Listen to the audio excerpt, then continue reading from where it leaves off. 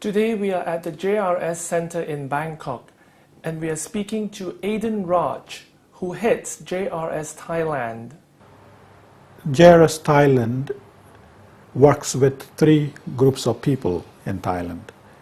One is the asylum seekers, and we provide emergency and relief assistance to asylum seekers, those who come to our office here in Thailand. Also, we provide education for the refugees who are placed in the refugee camps, especially in Mahonsong province. They are mainly Karenni people. The third group that we help are the migrants. These migrants are those unfortunate people who couldn't be in the camp but have to find for themselves some kind of jobs to survive. We help them with education, we help them with the livelihood programs, we give them psychosocial support, and where possible, pastoral accompaniment. In Bangkok, we have two programs. One is Immigration Detention Center. We have an office right inside the detention center. Thanks to the Thai authorities, they have allowed us to stay there and have an office and work in that place. So we go in the morning around 8:30 and we leave the detention center around 4 o'clock in the afternoon. We are at the moment 4 people working there. One is a Jesuit priest. They have allowed us, to provide certain facilities for detainees in the detention center. One of them is the exercise yard. Most of these detainees live in the detention center for more than 6 months to 1 year. Most of them happen to be so-called refugees with different causes for fleeing their country. We also organize a family day for those who have families. Men live in a separate blocks and women in a separate blocks with children. JRS has a mandate to work with, the forced migrant people. And we consider there are a number of people in the detention center who have a cause to be in this country. Therefore, we are there in detention center to provide some medical help for these people and provide psychosocial support, supplementary food, and where necessary, we coordinate with the UNHCR to make their cases processed for refugees, refugee status. Mostly Burmese. We have people from bordering countries, from Laos, Vietnam, Cambodia. Also, we have a big number of people coming from Sri Lanka. Also, we have people from Africa. There is a good number now, Somalis, there, Nigerians. That's interesting. When it comes to government intervention inside Burma, we use our offices in Washington, D.C., and also in Brussels, in Geneva.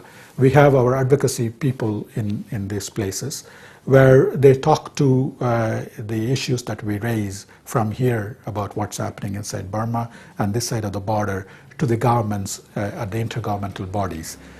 In that way, we are contributing our maybe mighty little towards bringing in a change inside Burma. Tell us about the various programs that JRS Thailand conducts here in this country. There is a other center here we call Urban Refugee Program. This Urban Refugee Program in Bangkok only deals with the asylum seekers.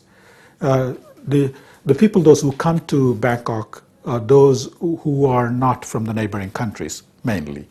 Either they come from Sri Lanka, from African countries, from Pakistan, from Nepal, from the Arab countries.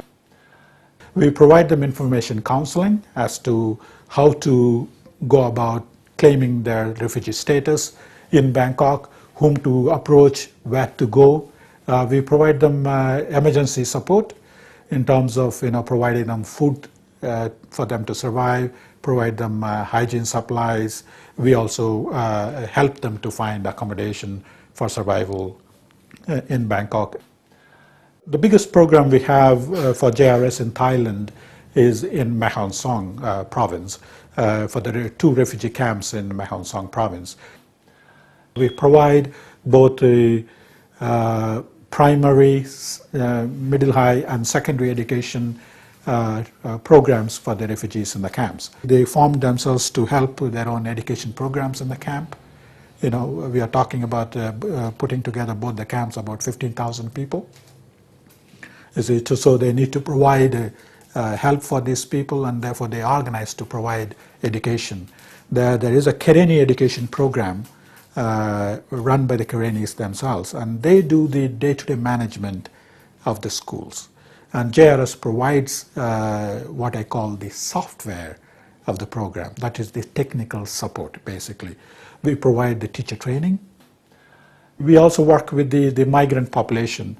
We have another program among the Shans in Wang Hang district, Chiang Mai province, where we basically provide help to the Shan people who have crossed the border.